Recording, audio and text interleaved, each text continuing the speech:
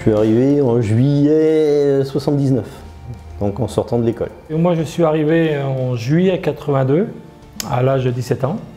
Donc à l'époque, c'est ma mère qui était venue avec moi m'accompagner puisque j'étais pas majeur, qui a signé le premier contrat.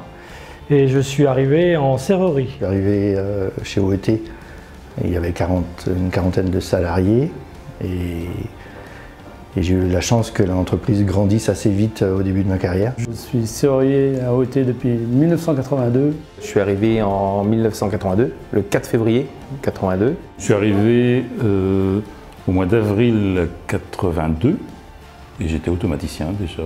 Alors moi je suis arrivé en 1980, le jour de l'aménagement d'OET au Champ-Blanc. Je suis arrivé en tant qu'automaticien. Je suis arrivé en 1982, en août 1982. Au départ j'étais donc au bureau d'études. Je suis arrivé à OET en 1979 et embauché début 1980 en tant qu'électricien.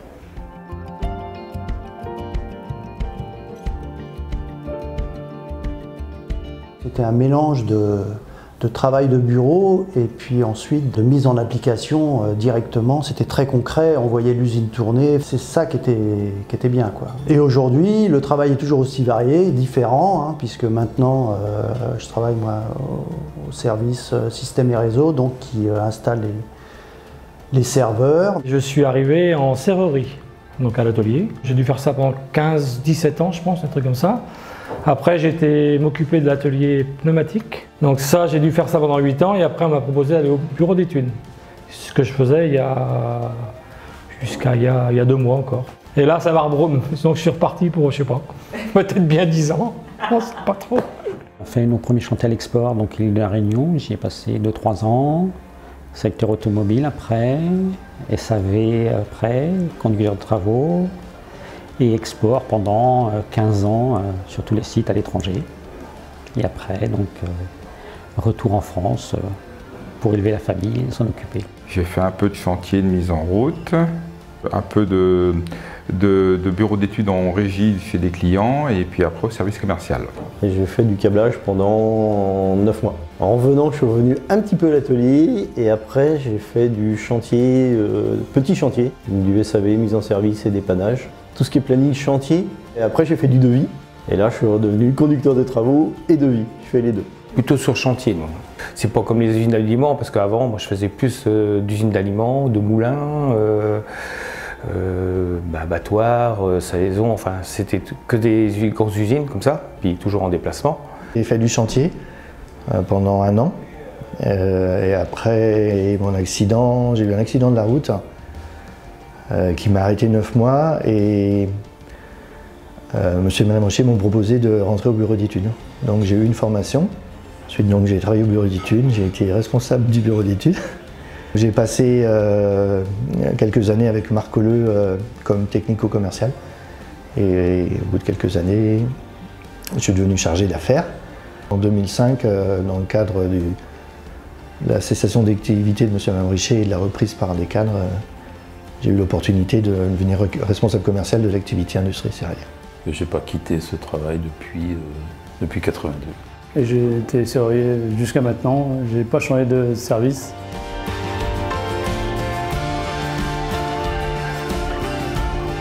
C'est surtout la solidarité entre les personnes, entre les différents métiers qu'il y a à OET, que ce soit un conducteur de travaux, que ce soit un dessinateur, que ce soit un informaticien, un automaticien, il y a toujours eu cette entraide, donc c'est ça qui m'intéresse. Ce qui me marque le plus, c'est l'esprit de famille. C'est ce qui m'a fait rester dans cette entreprise. On était tous dans la même barque, tout le monde s'entraidait et puis il y avait beaucoup moins de services qu'aujourd'hui, mais on était tous à peu près dans le même moule. Toujours l'envie. C'est l'envie, ça ne me quitte pas, ça va. Ah bah, la passion, je pense, la motivation. On a eu la chance d'avoir comme patron monsieur et madame Richer qui laissait quand même pas mal de liberté à ses salariés. J'étais jeune donc à l'époque et je voulais évoluer, donc c'est vrai qu'on avait possibilité d'évoluer parce que en changeant de poste comme ça, on touchait à beaucoup de choses, quoi. Donc on apprenait des choses, et c'est ça qui nous a fait rester, parce que c'était passionnant, quoi. En fin de compte, on touchait à plein de choses. Le boulot est complètement diversifié, on fabrique tout de A à Z, on débite, on plie, on peint, et on fait le produit entièrement. C'est intéressant, parce que c'est pas répétitif, on a toujours des choses différentes à faire, on fait toujours du développement, parce que moi mon travail c'est faire du développement automatisme. C'est pas d'aller faire des mises en service de programmes qui sont déjà développés, c'est ce qui est intéressant dans le métier. C'est pour ça qu'on reste dans ce genre de travail. Quand je vois l'évolution d'OET, moi j'ai un attachement très fort à l'entreprise. On est au service du client, moi c'est ça qui me motive aussi, hein, le service au client. Je pense qu'on a donné beaucoup, je pense que je dis des fois OET est devenu comme ça, parce qu'il y a eu des gens à donner aussi de leur personne pour pouvoir que OET évolue, quoi.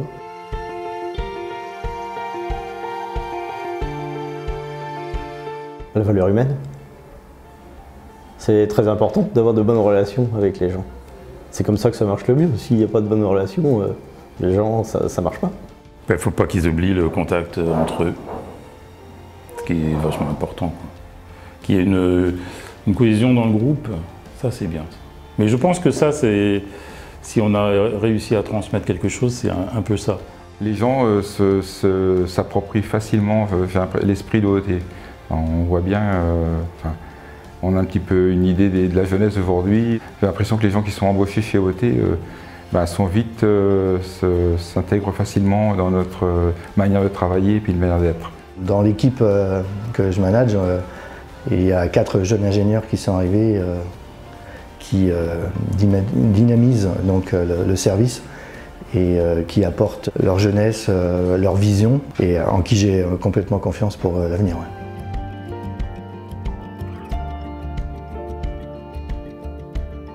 On a toujours eu une bonne ambiance avec les personnes entre nous, donc, et sur les chantiers c'était bien.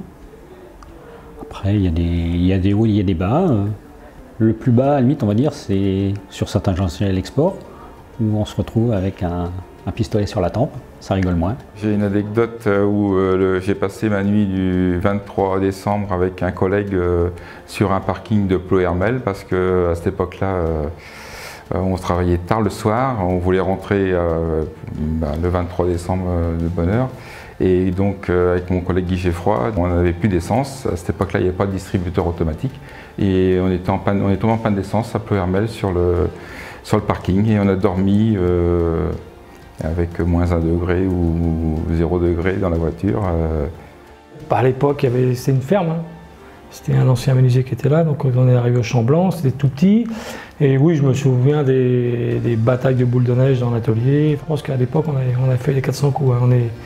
On était 4-5 jeunes à arriver, là, donc forcément, les anciens avaient eu du mal, je pense, à nous cerner un petit peu et puis à nous coincer. Mais non, il y a des super souvenirs. On a monté une équipe de foot corpo à OET. Donc déjà, c'était un peu en dehors du travail, quoi, mais bon, ça montrait déjà l'attachement des personnes à leur entreprise. Hein, et aujourd'hui, hein, ça fait près de 40 ans que je suis à OET, je veux dire, j'ai plus d'équipe de foot corpo, mais on a une équipe de soccer. Et tous les mercredis, je veux dire, j'entraîne encore des collègues à venir nous rejoindre. À OET, il n'y avait que des voitures de 2 places. Et donc on partait à 3 sur des chantiers, donc sur une voiture de 2 places, à 3, le troisième il se trouvait à l'arrière de la voiture sans siège, on mettait une mousse derrière ou une couverture, et le gars il faisait le trajet à l'arrière. On essayait de se relayer, sauf que des fois on avait fait des bonnes journées, et le gars il s'endormait derrière, et donc quand on voulait se relayer, l'autre il dormait, il restait derrière. Très drôle, quoi. On a fabriqué une éolienne pour M. Richer en 1983. Il avait déjà pensé à l'énergie renouvelable et on avait fabriqué une éolienne. Il fallait faire une tour, donc ils avaient coupé les tubes à 90 degrés alors qu'il fallait faire des gueules de loup. Et on s'était tapé ça avec Philippe, mon collègue, et il avait déjà pensé à faire une éolienne. Et l'éolienne, elle s'est couchée avec un gros coup de vent chez lui un hiver. J'étais donc intérimaire pendant 1 an, et arrivé à la fin de la mission, Donc j'avais plus de travail pour le vendredi, donc pour le lundi bien sûr. Et pour le lundi, il y a mon oncle qui travaillait donc à AOT. Il me téléphone, il m'appelle et puis il me dit tiens, il y a monsieur Richer, il embauche. Que je vais voir donc madame Richer. Et puis madame Richer me fait ah ben bien sûr, oui, on prend. Mais il dit bon ben ok, alors vous n'allez pas sourire parce que je suis obligé, c'est la loi. Il dit on est obligé de vous prendre pour 8 jours d'essai. Je dis bah oui, bien sûr, ça c'est sûr, 8 jours d'essai, ouais. Et puis bon, j'étais embauché, bien sûr. Il y a des clients parfois qui sont intéressants parce qu'ils savent accueillir les entreprises extérieures, ils savent ils ont de la convivialité, donc ils savent faire des fêtes qui finissent pas toujours très bien, évidemment, où on a un peu mal à la tête, mais c'est ça qui est aussi intéressant.